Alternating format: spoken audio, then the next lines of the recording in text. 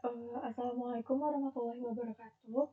Pada kesempatan kali ini kita akan membahas soal ujian tengah semester tahun ajaran 2019-2020 untuk studi kasus nomor 2. Soalnya, toko sepatu The Dry Fit menjual sepatu yang digunakan untuk musim dingin. Data masa lalu menunjukkan bahwa penjualan sepatu tersebut bersifat musiman dan hanya berlangsung selama 3 bulan, mulai dari 1 Oktober sampai dengan 31 Desember. Hasil ramalan permintaan untuk tahun depan adalah sebagai berikut. Untuk bulan Oktober itu permintaannya 40, November 20, dan Desember 30. Semua sepatu yang dijual dibeli dari pihak luar. Dengan informasi tambahannya, biaya pembelian adalah $4 per pasang, namun supplier hanya akan menjual sepatu dalam lot berukuran 10, 20, 30, 40, dan 50 pasang. Permintaan dengan jumlah lebih dari 50 atau kurang dari 10 tidak akan diterima.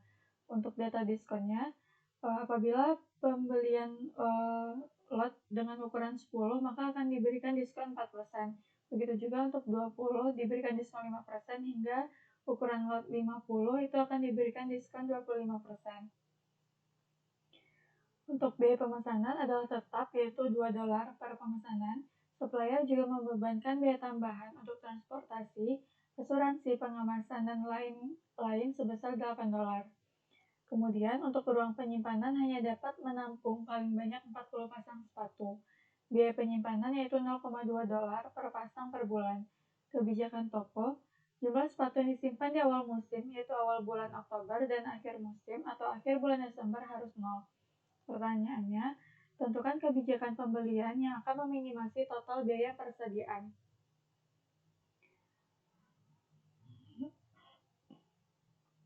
Maka kasus ini adalah kasus pemrograman dinamis, maka pertama kita harus menentukan stage-nya. Stage-nya itu adalah bulan yang terdiri atas bulan Oktober, November, dan Desember, sehingga N sama dengan 1, 2, dan 3. Lalu untuk stage-nya yaitu persediaan pada awal bulan dilambangkan dengan SN. Untuk decision variable yaitu jumlah lot size yang akan dibeli dilambangkan dengan XN. Untuk fungsi transisi ada N plus 1 sama dengan SN ditambah XN dikurang DN. Untuk SNXN itu sama dengan biaya pemesanan ditambah biaya tambahan ditambah biaya pembelian dan holding cost. Kita masukkan saja ke rumusnya. Untuk biaya pemesanan itu $2, kemudian biaya tambahnya $8. Untuk biaya pembeliannya ialah PN dikali XN, dan untuk holding cost-nya adalah 0,2 dikali sama SN plus 1 ditambah FN plus 1 bintang dikali SN plus 1. Nah, karena biaya pemesanan dan biaya tambahannya itu konstan, maka tidak perlu ditulis, sehingga fungsinya menjadi seperti ini. Mulai dari PNXN sampai dengan FN plus 1 bintang, artinya hanya biaya pembelian dan holding cost. Untuk pertama, cari dulu biaya pembeliannya untuk memudahkan perhitungan. Kita tahu bahwa biaya pembeliannya itu adalah $4. Kemudian untuk setiap lot size itu memiliki diskonnya masing-masing. Nah, berikut ini contoh perhitungannya. Untuk lot size 10, dia akan memberikan diskon sebesar 4%, maka $4 dikali 10 dikali 100% dikurang 4%, yaitu $40 dikali 96% diperoleh hasil $38,4. Kemudian, contoh lainnya saat lot size-nya 50, purchasing cost-nya adalah 150, diperoleh dari $4 dikali 50 dikali 100% dikurang 25%, diperoleh hasil $150. Maka harga pembelian untuk masing-masing lot size-nya adalah seperti pada tabel. Selanjutnya, kita masuk kepada tabel iterasinya. Di sini menggunakan metode backward, artinya perhitungannya dimulai dari N sama dengan 3. Nah, berikut ini merupakan rumus yang telah kita peroleh merupakan fungsi yang telah kita peroleh di awal tadi, dan ini merupakan tabel purchasing cost atau biaya pembelian. Nah, kemudian kita masukkan rumusnya sesuai untuk N sama dengan 3. Untuk N sama dengan 3 ini, D-nya sama dengan 30. D sama dengan 30 ini karena N sama dengan 3 adalah bulan Desember, dan permintaan pada bulan Desember adalah 30. Kemudian kita masukkan ke rumus. Di sini langsung saja diubah untuk nilai DN-nya, yaitu menjadi 30. Kemudian langsung ke dalam tabelnya. Di sini ada beberapa tabel, beberapa sel yang berisi dan beberapa sel yang tidak berisi. Hal itu dikarenakan S3 ini adalah inventory awal dan X3 ini adalah lot size yang akan kita beli. Nah, kenapa di S3 ini hanya sampai 40? Karena hanya dapat menampung paling banyak 40 pasang sepatu. Kemudian kenapa di sini X3-nya itu sampai 50? Karena kita dapat melakukan pembelian lot itu maksimal 50. Nah, kenapa di sini tidak ada nilainya? Itu contohnya seperti ini. Misalnya di S3 ini inventory awal kita 0, sedangkan demand kita adalah 30, maka kita tidak mungkin membeli 10 atau 20 lot karena tidak akan mencukupi kebutuhan atau tidak memenuhi demand-nya. Sedangkan kenapa di sini 40 dan 50 juga tidak bisa karena apabila kita memiliki inventory awalnya itu 0, maka ketika kita membeli 40 dan 50 dan demand kita hanya 30, maka akan terjadi kelebihan. Sedangkan di ketentuannya dijelaskan bahwa jumlah sepatu yang disimpan di awal musim dan di akhir musim itu harus sama dengan 0. Artinya SN ditambah XN itu harus sama dengan demand pada N sama dengan 3 ini. Nah, berikut ini contoh perhitungannya. Untuk inventory awal bernilai 0 dan kita memutuskan untuk membeli lot sebanyak 30, maka 108 itu adalah PN-nya. PNXN diperoleh dari sini 108, kemudian ditambah 0,2 dikali SN-nya adalah 0, kemudian XN-nya adalah 30, dikurang DN-nya adalah 30, kemudian ditambah 0. Kenapa Fn plus 1 bintangnya 0? Karena ini merupakan stage terakhir dan tidak ada stage selanjutnya, maka bernilai 0. Dan diperoleh hasil 108. Untuk contoh perhitungan lainnya, itu ada saat inventory awalnya bernilai 30 dan kita memutuskan untuk tidak membeli karena telah memenuhi demand-nya yaitu 30. Jadi PN-nya adalah 30, kemudian 0,2 dikali 30 ditambah 0, dikurang 30, dan ditambah dengan 0. Hasilnya adalah 0. Kemudian untuk F3 bintang S3 itu diperoleh nilai minimum dari barisnya. Dan X3 ini kenapa 30? Karena nilai 108 ini diperoleh saat kita melakukan pembelian lot size sebanyak 30. Begitu juga untuk yang 76 diperoleh saat 20, 38,4 diperoleh saat 10, dan 0 diperoleh saat 0. Selanjutnya itu melakukan perhitungan untuk N2 dengan demand-nya adalah 20. Di sini langsung saja kita masukkan nilai DN-nya yaitu 20 sesuai dengan fungsi transisi yang telah diperoleh pada awal. Nah, di sini kenapa tidak ada nilainya? Itu karena sama seperti tadi saat dia bernilai 0, saat inventory awalnya 0, sedangkan demand-nya 20, maka kita tidak bisa membeli lot size-nya hanya berjumlah 10, karena tidak akan mencukupi demand-nya. Nah, namun kenapa di sini kita bisa memilih untuk membeli 50 padahal demand kita hanya 20? Itu karena kelebihan pada stage ini itu akan menjadi inventory awal di stage ketiga. Misalnya di sini pada saat inventory awal kita 0 dan kita memutuskan untuk membeli lot size sebanyak 50, maka akan terjadi kelebihan sebanyak 30. Maka itu akan menjadi inventory awal di N sama dengan 3. Namun contoh lain misalnya di saat inventory awalnya 30 dan kita memutuskan untuk membeli 40. Hal itu tidak bisa karena S2 ditambah maka hasilnya akan menjadi 70.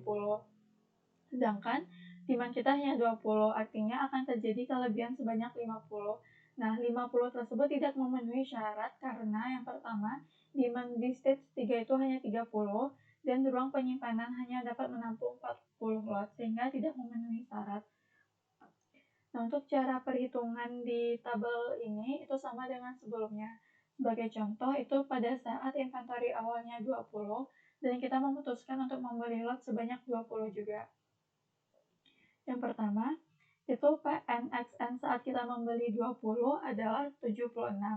Maka 76 di sini. Kemudian 0,2 dikali SN, yaitu 20.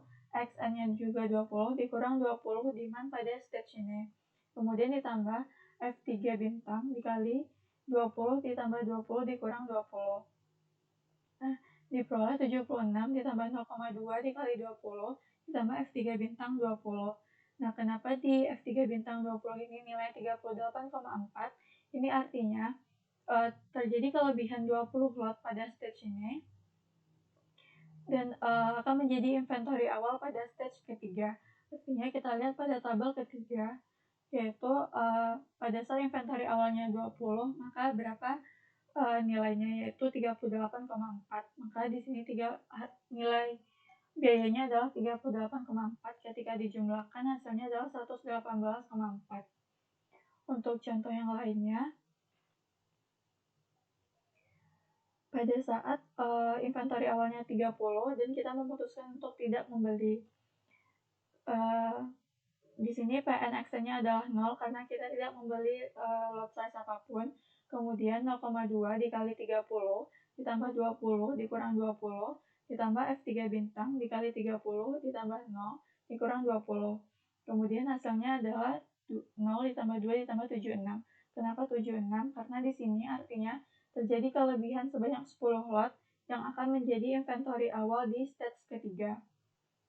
Maka kita lihat pada tabel ketiga, yaitu ada saat inventory awalnya 10, maka biaya yang dikeluarkan adalah 76. Maka diperoleh di sini 76.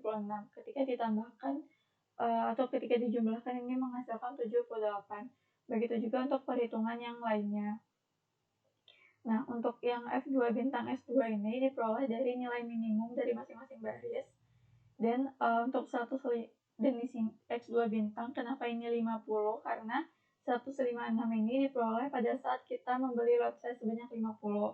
Untuk 134 diperoleh saat 40. Untuk 108 ini diperoleh saat 0. 78 diperoleh saat 0. Dan 42,4 diperoleh saat 0. Selanjutnya, untuk N sama dengan 1 dengan demand-nya adalah 40. Maka langsung kita masukkan ke dalam rumusnya seperti ini. Nah, kenapa di sini S1-nya itu hanya 0? Karena kebijakan tokonya itu pada awal bulan inventory-nya itu bernilai 0. Maka di sini kita hanya dapat membeli 40 lot atau 50 lot karena demand-nya 40. Sehingga ketika kita memutuskan untuk membeli 10, 20, 30, itu tidak akan memenuhi permintaannya. Nah, begini contoh perhitungannya. Untuk 128, ini karena kita memilih untuk membeli lot 40, maka kita lihat di tabel purchasing cost, yaitu lot size 40, harga pembeliannya adalah 128, kemudian ditambah 0,2 dikali 0, itu adalah S1-nya, kemudian 40 adalah X-nya, kemudian dikurang 40 adalah demand-nya, ditambah F2 bintang 0 ditambah 40 kurang 40. Di sini artinya terjadi inventory awalnya itu ada inventory awal pada N sama dengan 2 itu bernilai 0. Maka kita lihat nilainya, yaitu pada saat inventory awal 0, maka biayanya itu adalah 156.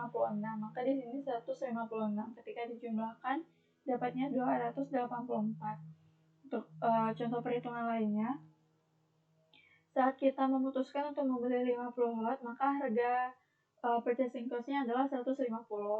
Nah, kemudian ditambah dengan 0,2 dikali 0, ditambah 50 dikurang 40, ditambah F2 bintang, 0 ditambah 50 dikurang 40. Ini artinya inventory awal pada N2-nya itu adalah 10. Nah, maka kita lihat pada saat inventory awalnya itu 10, maka berapa biayanya? Yaitu 134. Oleh sebab itu di sini 134.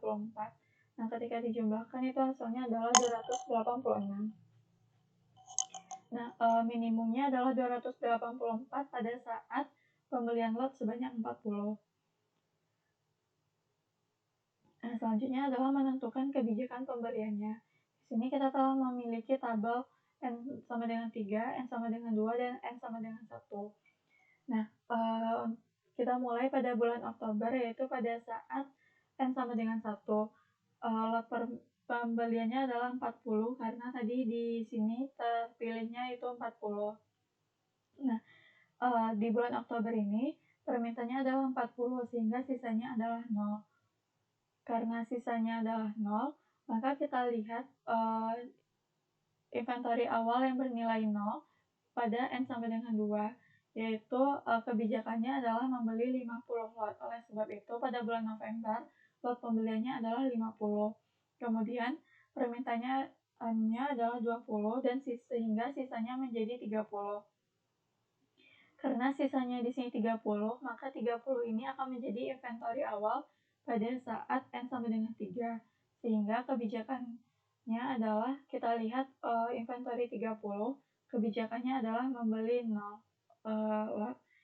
Sehingga pada bulan Desember kita tidak membeli lot.